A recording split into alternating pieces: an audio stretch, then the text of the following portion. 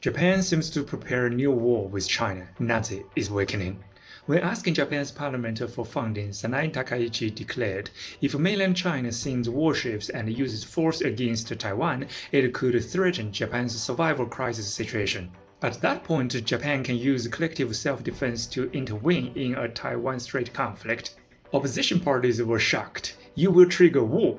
Takaichi didn't care. The Taiwan situation has become more serious. We must prepare for the worst. And she refused to withdraw her statement. Her reasoning comes from the survival crisis situation described in Japan's 2015 security law passed under Abe. Her logic was Taiwan reunifying with China equals Japan facing national destruction equals Japan must act in collective self-defense. On November 8, Japan's Jiji Press quoted Defense Ministry officials saying, if China uses force to reunify Taiwan and the carrier Fujian joins the battle, Japan's self-defense forces will cooperate with the US military to sink the Fujian first, to weaken the PLA's combat ability. Japan's Sankei News also reported that if the Fujian takes part in PLA operations, the self-defense forces must prioritize sinking it. On November 7th, Chief Cabinet Secretary Hirokazu Matsuno said, we will closely watch the Fujian and respond calmly, but decisively.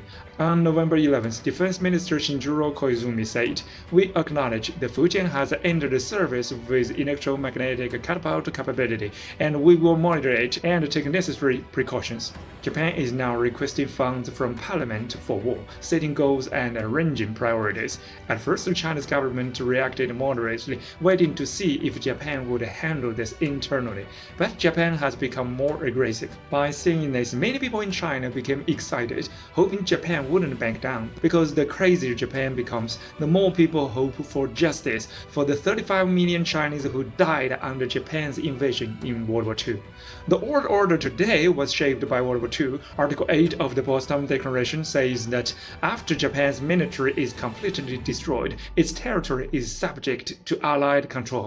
China's assigned occupation zone was the Aichi Prefecture, with headquarters in Nagoya, with possible expansion to Mie and Shizuoka, areas that are now Japan's industrial core. But Japan resisted this. Look at the timeline. July 26, 1945, Potsdam Declaration issued. August 6, Hiroshima nuclear bombing. August 9, Nagasaki nuclear bombing. And in the same day, the Soviet-Chinese August Storm Operation destroyed Japan's puppet state of Manchukuo. August 15th, Emperor of Japan announced unconditional surrender. The real final blow that forced Japan to surrender was the Soviet and Chinese military victories in the Chinese territories Japan had occupied from China. Japan's industrial center at the time was not in Japan itself, but in the Chinese lands it controlled.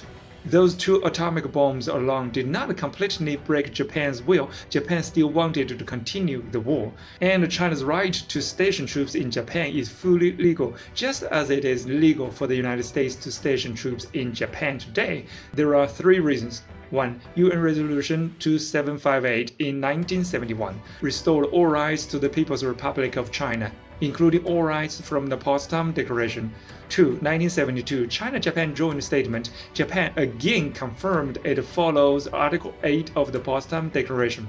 And 3. Article 107 of the UN Charter, the Enemy State Clause. If former enemy states of World War II, which are Japan, Germany, and Italy, start new aggression, the victorious powers may use force directly without UN Security Council approval, and it is considered legal. After World War II, China hoped for peaceful development. It did not station troops in Japan like the US did, and it did not demand war reparations. But Japan did not show gratitude. Instead, it now imagines new conflict, mistaking China's restraint as weakness. China has explained history, reasoning, and legal grounds. If Japan still refuses to understand, then China may have to speak in a language that Japan historically understands: force or nuclear bombs. Follow me on Eastern Perspective to see the world.